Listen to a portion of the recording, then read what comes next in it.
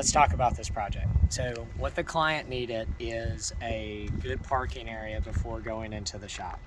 So what we did is we degrassed the whole entire area, and then this is roughly a 30 by 30 pad. We put keyway into the entire section. We threw in an extra one in the center. So you only need keyway, which is what this product is right here. You only need this between 8 and 12 feet. Well, we were a little bit longer, and also right off the edge of the door, it would have been too close to the center. This span from right here to over here is 14 foot.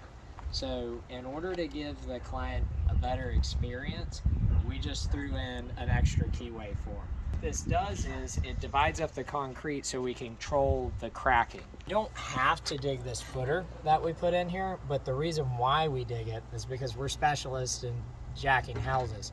And anytime you do a addition to a project, what sometimes happens is you got two pieces of concrete right here, and they'll slowly shift away over time.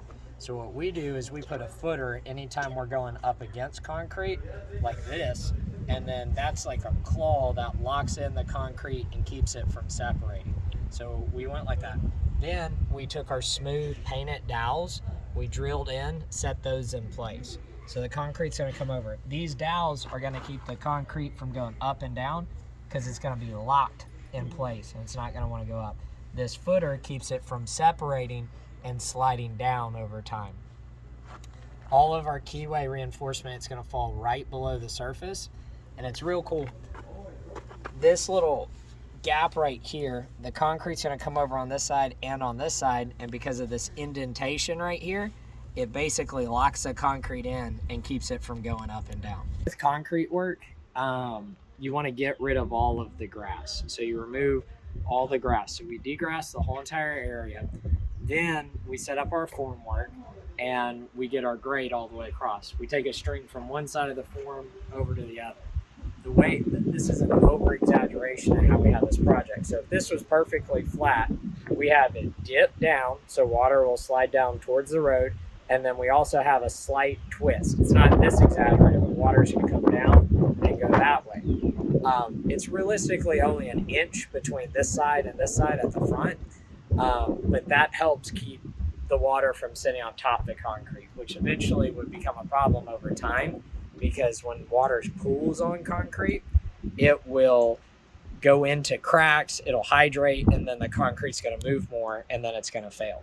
So we degrass the whole entire area, and then we compact it. The reason why we compact it is so whenever the concrete is curing, it's wanting to shrink a little bit because the water is being used up in the hydration cycle. So it gets a little bit smaller. So if you have a really uniform subbase, then as it shrinks up, it doesn't bind up anywhere. But if you had a big rock, sitting upright like this in the middle of it, the concrete's gonna kind of hang on there, and it's gonna want to shrink more, and this side's gonna shrink more than this side would because it got hung up on that rock, and then you can have surface cracking happen.